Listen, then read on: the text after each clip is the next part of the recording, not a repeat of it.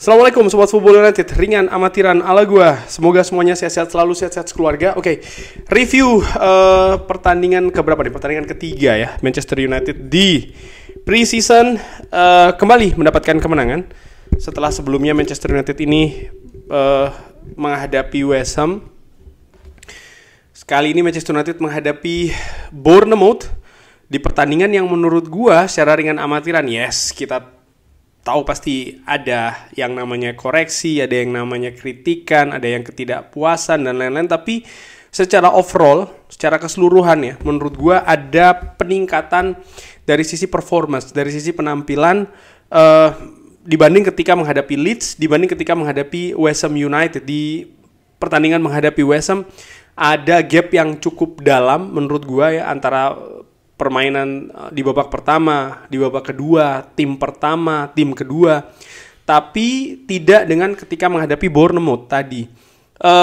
Ada gap ya, ada perbedaan, iya, terutama ketika tim kedua ini lebih banyak pemain muda yang diturunkan, tapi secara kualitas gap itu semakin rapat. Menarik juga bahwa di pertandingan menghadapi Bournemouth ini Matheus Cunha ya diistirahatkan oleh Ruben Amorim. Ada kabar yang gue dapatkan bahwa memang ada semacam kayak pencegahan, kurang lebih seperti itu ya, supaya ya Matheus Cunha tetap fit dan terus bisa terlibat di periode persiapan bersama dengan Manchester United di pre-season kali ini. Bryan Mbeumo juga belum terlibat di pertandingan ini, bahkan tidak ada di bangku cadangan. Di 11 pertama Ruben Amorim menurunkan Tom Heaton, lalu Luke Shaw ya, yang menurut gue tampil bagus. Trio pertahanan Manchester United, Harry Maguire, Luke Shaw dan juga Leny Yoro.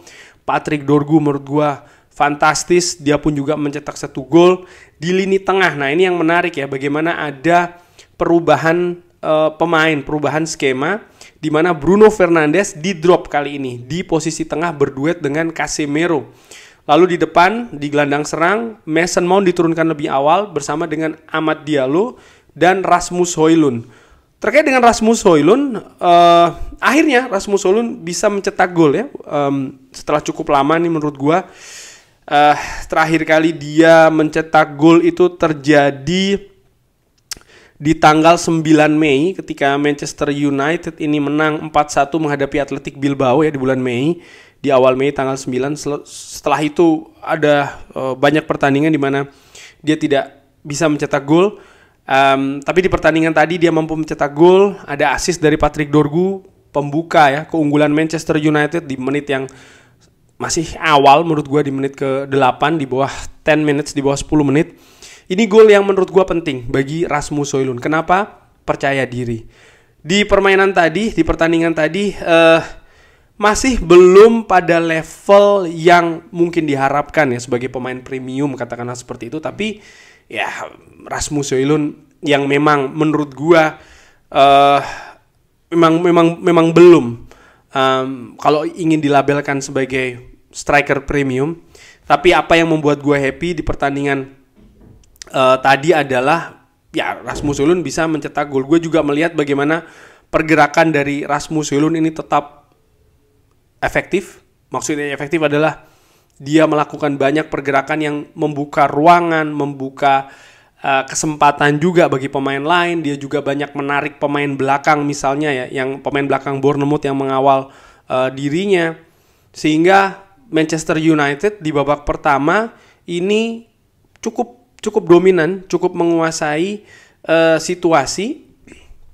Bahkan kalau gue lihat dari sisi statistik misalnya ya, di pertandingan di babak pertama Manchester United ini ya unggul dari sisi possession hampir 60%, 59% ya. Ada 4 total shots, 3 on target, di mana Manchester United berhasil menciptakan 2 gol karena Patrick Dorgu juga mencetak gol di menit ke-25. Ya, Bournemouth bisa membuat 2 shot, yang 2 on target, 1 adalah big chances, tapi secara keseluruhan menurut gua Manchester United jauh lebih menguasai jalannya pertandingan, walaupun ya itu tadi ya memang masih ada kekurangan-kekurangan, misalnya Bournemouth yang bisa menciptakan beberapa peluang juga. Ini yang mungkin menjadi catatan di babak pertama. Di samping juga bagaimana lini depan ya, lagi-lagi lini depan Manchester United, karena walaupun bisa menciptakan 2 gol, gue berpikir kalau lini depan lebih tenang lagi, lebih tajam lagi, bukan tidak mungkin akan ada gol yang lebih banyak yang bisa tercipta. Di babak pertama, catatan kritikan mungkin ya, menurut gue ya pada Diogo Dalot, menurut gue ya, bagaimana dia banyak melakukan kesalahpahaman, baik itu dengan pemain lain ataupun dengan salah pergerakan diri sendiri. Misalnya ya, ini cukup sering terjadi, tapi tidak sepanjang babak pertama. Memang ada periode di mana Diogo Dalot nampak masih kesulitan, katakanlah seperti itu, di permainan, tapi perlahan dia mampu memperbaiki situasi tersebut.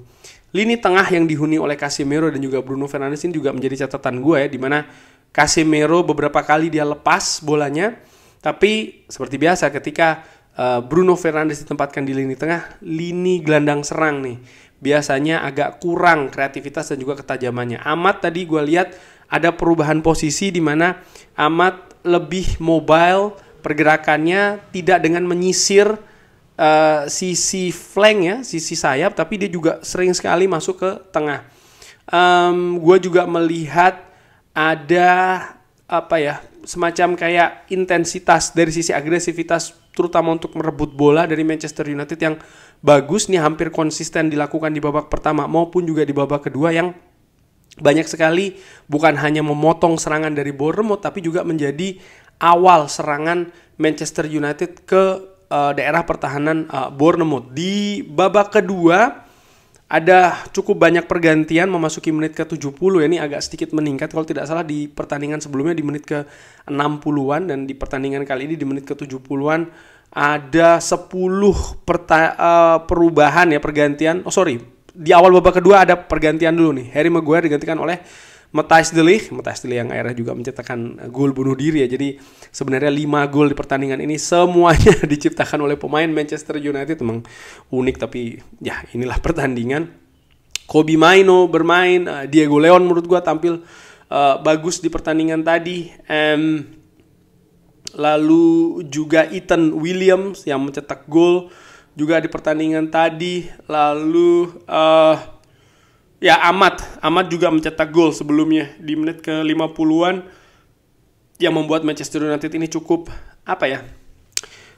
nyaman dengan situasi 3-0. Nah, tadi gue katakan di awal bahwa ada gap yang berkurang ya, walaupun artinya kualitas penampilan dari tim pertama dan juga tim kedua. Walaupun di tim kedua misalnya banyak menurunkan pemain-pemain muda, tapi mungkin karena Manchester United sudah unggul jauh ya 3-0, sehingga kepercayaan diri itu lebih dipegang oleh Manchester United. Walaupun Bournemouth tetap mengintip, artinya mereka pun juga menciptakan banyak peluang ya, total 10 total shots dari Bournemouth, tapi Manchester United mampu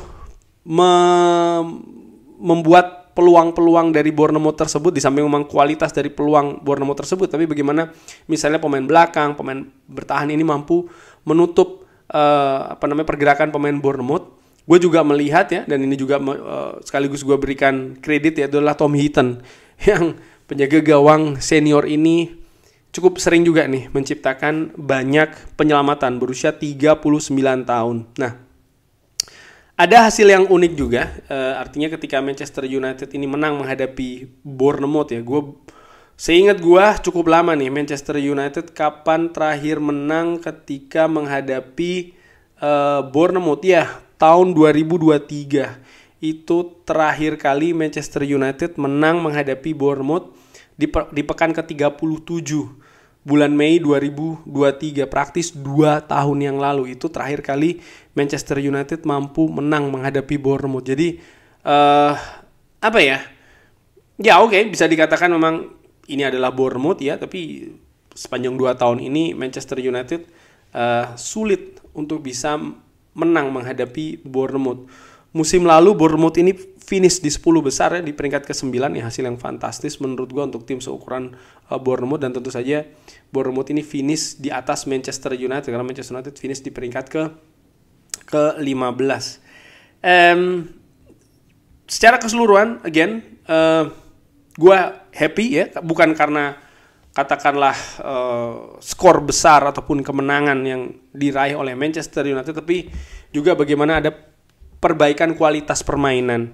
Fakta juga Mbeumo, Cunha belum diturunkan dan Matheus Cunha disimpan, tapi Manchester United tetap bisa katakanlah berkreasi, berusaha untuk mencetak gol, berusaha untuk menciptakan peluang, dan pada akhirnya mereka bisa mengambil sebuah kemenangan dengan menggelontorkan 4 gol dan juga beberapa peluang. Ini hasil yang menurut gue bukan cuma hasil, sekali lagi, karena uji coba itu bukan tentang hasil saja, tapi bagaimana proses permainan di atas lapangan yang ya menunjukkan peningkatan sekali lagi jika dibandingkan 2 pertandingan preseason sebelumnya.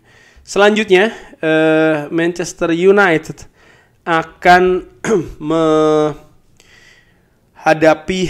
Everton di tanggal 4 Agustus. Dan kita lihat ya apakah akan ada peningkatan lagi. Feeling gue mudah-mudahan Bryan Mbeumo sudah bisa diturunkan. Kurang lebih seperti itu. Bagaimana menurut Sobat Football United? Seperti biasa silahkan drop di kolom komen. Terima kasih sudah menyaksikan. Jangan lupa like, sholat, dan juga subscribe. Wassalamualaikum warahmatullahi wabarakatuh. Thank you.